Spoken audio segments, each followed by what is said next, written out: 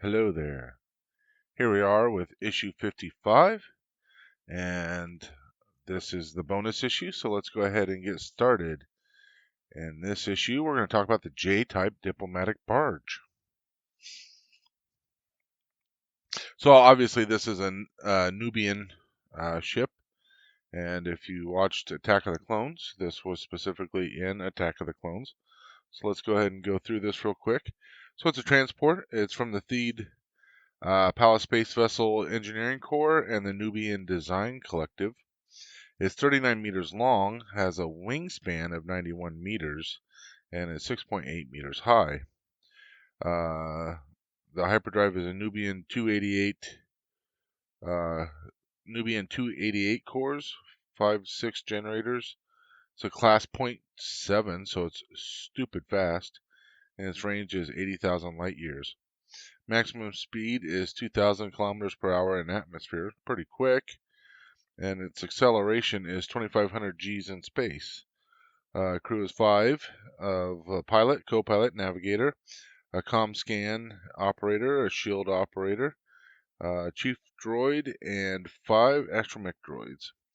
You have 4 prestige passengers and 6 guards, so a total of 10 passengers, and then it has no weapons. That's very significant. So when Amidala had served 2 terms as queen on Naboo, the people tried to amend the constitution so she could remain in office. So apparently Naboo only has a 2-term limit. Man, I wish we could have some term limits on our Congress. That'd be great. Amidala herself was glad to step down from the throne, but she didn't abandon her people. Instead, the former monarch, succeeded Horace Vansel as the new senator of Naboo in the Chamel sector with the assistance of Jar Jar Binks. Because Senator Amidala didn't choose to live permanently on Coruscant, as a lot of politicians did, she had to travel regularly around the galaxy. The Naboo provided her with the perfect starship to continue her fight against corruption, warmongering, and bribery in the political arena of Coruscant and elsewhere in the galaxy. The Naboo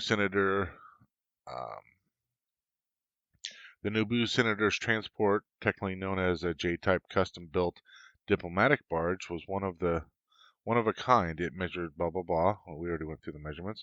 The design was the result of combined effort, and we went through that. Whose previous collaboration was part of the N1 Royal Starfleet, starfighters, and the Royal Starship that had served the Naboo well during the invasion of their planet. Several elements of the diplomatic barge recalled Amidala's former ship, including its full chromium finish. Under normal circumstances, this was only reserved for the royal starships, but as the Naboo regarded Senator Amidala with the highest esteem, she was also granted this privilege. The J-type space frame, outfitted with 4 large magnetic turbines, was once again built around several crucial components with the Nubian Design Collective. The Fast 5 or S6, I said a 5.6, S6 hyperdrive generators were Nubian, as was this sensor array, the deflector shield generators, and the sublight engines. Cooling grids and thermal sink matrices were installed on the elongated wings, while the deflector shield generator, heat sinks, and cooling radiators could be found in the tail. Defensive capabilities. Let's go through this real quick. The Theed engineers were keen to correct flaws in the design of the Royal Starship that became apparent during the invasion of the Theed Federation, when Amidala barely escaped the blockade of her planet. The diplomatic barge was upgraded with more powerful shield generator and high-capacity energy sinks. It also gained an additional hyperdrive generator so that there was 1 hyperdrive core on each side of the cockpit. So there you go. Really you only need 1, but this one had 2. So 1 is a backup, I guess. Extensive retinue. I don't know what retinue is. Ship's upper deck housed the cockpit and the crew quarters. The vessel could be flown by just 2 people in an emergency, but its normal crew consisted of a pilot, co-pilot, navigator, comscan, shield operator, 5 astromechs, and a chef droid. I said chief droid before. Why didn't you guys correct me? Holy crap. I swear to God, I know how to read. It also had an escort of N-1 starfighters flown by pilots such as Poro Dolphy, a veteran of the Battle of Naboo.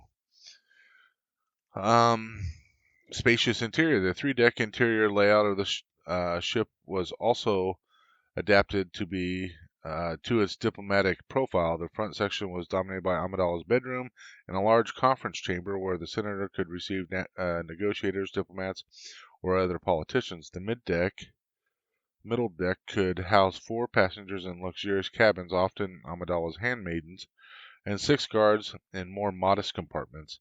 The lower deck featured the main hold for the ship's cargo and a maximum of 5 astromech droid stations.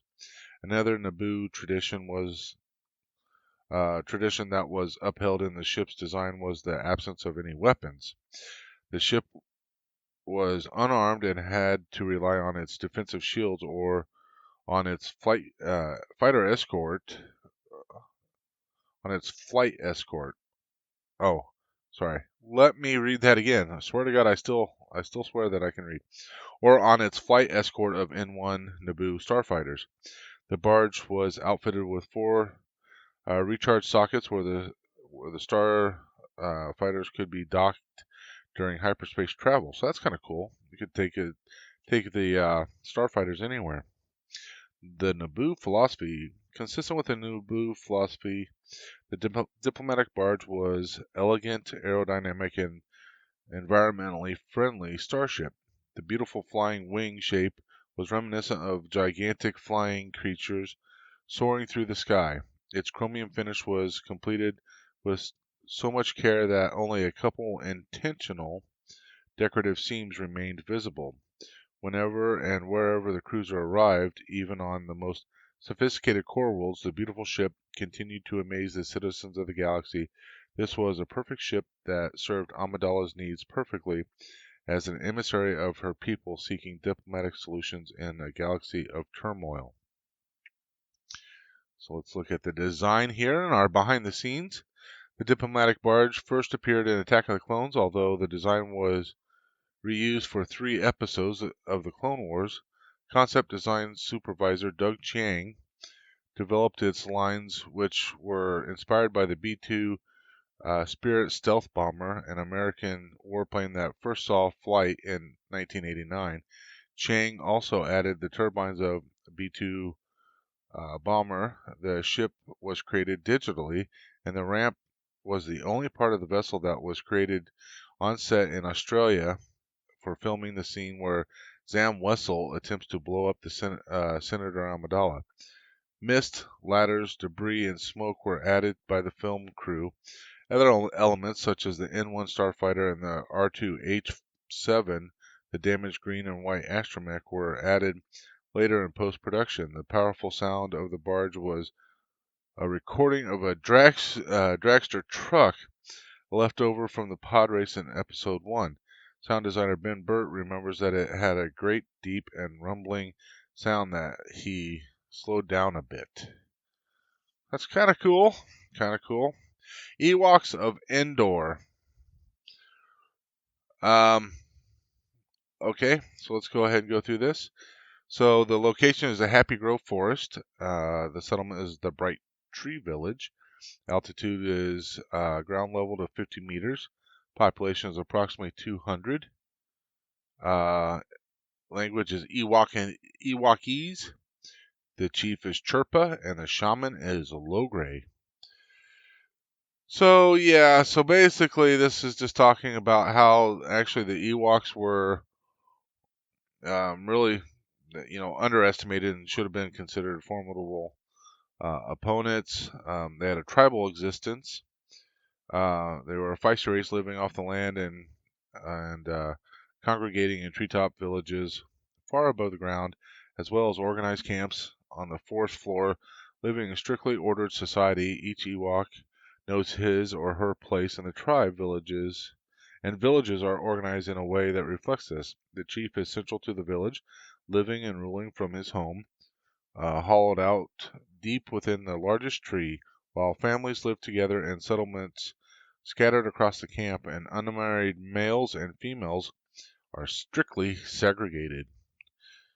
You can't hook up with them until you get married. Apparently, that's the thing. Defending a way of life, Ewok warriors protect the village themselves with a variety of weapons and transports. Using spears, bows, arrows, and knives, warriors fly on hang gliders and drop rocks onto the heads of their enemies below. Battle wagons constructed from wood roll through the forest, while Ewoks also ride the Equian Bordoks, semi-sentient Endorian creatures that resemble horses, can grow to over 3 meters in height. It's pretty funny. So um, they're riding on something. They're only like a meter high, and they're riding on something that's 3 meters high. It's pretty crazy. While diminutive in stature, Ewok warriors are not to be underestimated, and would think nothing of going hand to hand with much larger foe. These stoic soldiers protect the village. Uh, yeah. Um, from external attack by Duloks, Goraks, and other threats. Sentries are located high up above the village to warn the approaching Goraks. A rare occurrence, and even higher lie the hang glider launch sites. While the majority of the Ewoks live in the canopy in tree villages 50 meters above the ground, a number prefer to live on the ground itself near the base of the tree. Indeed, during times of hardship and inclement weather, the tribe will relocate to these ground dwellings where they are able to forage for food more easily and to disperse if trouble comes their way. These smaller settlements often include fenced-off areas where their tribes boardwalk and are tethered, as well as small allotments where fruit and vegetables are cultivated. Natural caution. Visitors to any Ewok village are rare, although the inhabitants are constantly dueling with their swamp-dwelling neighbors, the Duloks, and interacting with each other, Endorian species such as the Yuzums and Teaks. However, the arrival of off-worlders is sporadic but not unknown. Such visitors are treated with caution, which is understandable given the harsh treatment meted out by the Ewoks by the Imperial forces, who imprisoned many of them after the occupation, held in a um, distinctly separate area of the village. New arrivals have to gain the trust of the tribe and its leaders before being welcomed into the main village and occasionally the tribe itself. So this here talks about the hierarchy, but we kind of already went through that. Basically, there's different positions. So you have um, the chief, and then works its way down, and then you have the shamans up there, and then it just kind of goes down from there. Um, they mate for life. Or they pair for life anyway. So basically, they get married. Our behind the scenes is about the spin-off. So given their subsequent popularity, it is somewhat surprising that the name Ewok is never actually uttered during Return of the Jedi. It's not until the final credits that the word Ewok appears in as a catch-all title for the extras who portrayed the natives of the Forest Moon. Only the more popular characters of Wicket, Paplu, Chief Chirpa, Logray, and Tebow get a credit due to their prominence in the film and the well-known actors behind them. After the release of Return of the Jedi, the Ewoks became superstars, appearing in 2 ABC TV movies, which won Emmys for their special effects, as well as enjoying 2 seasons of their Saturday morning animated TV show, Star Wars Ewoks, produced by Nelvana. The funny thing is, I don't remember the Ewoks cartoon. I look at the picture, though, here, and it looks familiar, but I was of the age where watching cartoons would have been like pretty important for me. I don't really remember it. So, anyway, topographic and terrain following sensors. The galaxy is full of opportunities for the discerning freighter captain, as many and varied the worlds out there. A minority of planets, like the galactic capital of Coruscant or the center of art culture that is Naboo, have been thoroughly mapped so that the details of their topographical features are available to every galactic traveler. But there are far more nameless and uncharted worlds in the outer rim of the galaxy that could hold riches beyond the dreams of the greediest Hutt crime lord. 3 data sources. It's because of these almost infinite possibilities that specialized terrain following sensors, or TFSs, were first developed for scout ships. Such sensor suites use a trio of different technologies to sense in fine detail the shape of the planet terrain and display it on a shipboard data screen in real time. Carefully calibrated optical radiation and sonic sensors collect the information and deliver it to the ship's navigational computer, which then processes the information and displays it as a three-dimensional image on the data screen. Because of their triple sensing abilities, they can read all known and even unknown elements and compounds. Navigation aid. Topographical sensors are vital for delivering a heads up on a new, previously unexplored world long before a starship touches down. They can also be used as an extra pair of eyes for flying a starship through the atmosphere of a world in inclement weather such as cloud, fog, and mist, as well as other localized atmospheric conditions that make visibility low to non-existent. Even where a highly developed planet is well mapped, the sensors can be used to help guide a pilot between buildings and other physical obstacles. Sensing land. Topographical sensors are also vital in identifying a good place to set down before a ship comes within meters of the planet's surface. Whether that's solid terrain of any variety, water or an artificial landing pad or pontoon, the same facility is equally important for ground-based vehicles. Most repulsor lift vehicles have topographic sensors, even if only basic ones, to help them monitor the ground they are traveling across. This helps the system to make micro adjustments to the lift repulsor field, lifting the vehicle largely unnoticed by the driver to maintain a set altitude. The sensors also warn the driver in advance of obstacles the vehicle might have trouble traversing, such as walls it can't simply fly over or deep holes that the repulsor lifts wouldn't be able to easily glide across. Falcon's terrain following sensors have been used to guide the ship across the hostile terrain of hundreds of worlds and to land the ship in obscure docking bays and landing platforms on many far-flung planets. When Han Solo fell in with the rebellion, his ship's TFS system was vital for locating the land and landing at the rebel base on Yavin 4 and the hidden hangar of the Alliance's Echo base on Hoth following the battle.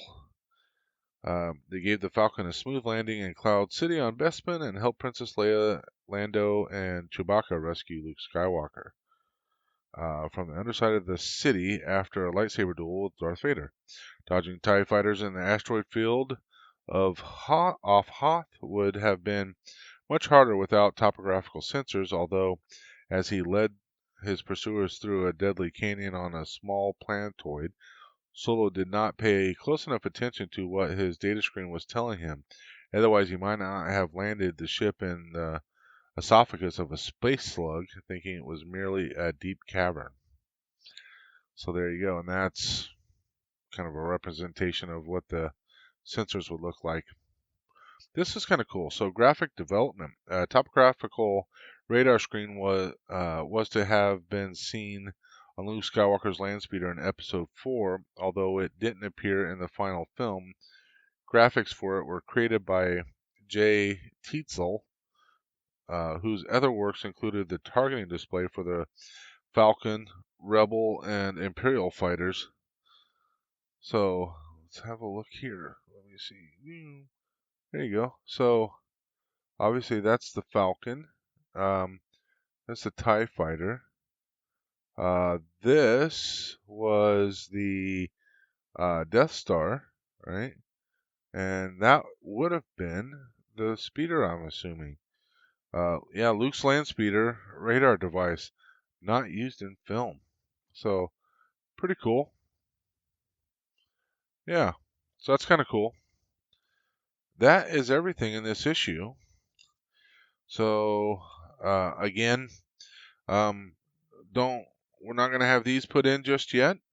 I'm still working on painting the underside, so I mean it's just 2 screws for each. Or no, actually 4 screws for each. I will definitely show you after I get done putting those in. Um, but once I get those in, I'll show them to you. Also, be on the lookout for the painting video. Um, I may do it as a supplemental, or it may end up being part of, say, issue 56, which is our next issue. We're going to get some more shell, more framework, some more detail parts, more of those 4-hole and 2-hole connectors. And so that's what we'll have in issue 56. I'm sure that we'll be using those. So thank you very much, everybody, for watching. Hopefully you're still enjoying this, and may the force be with you always.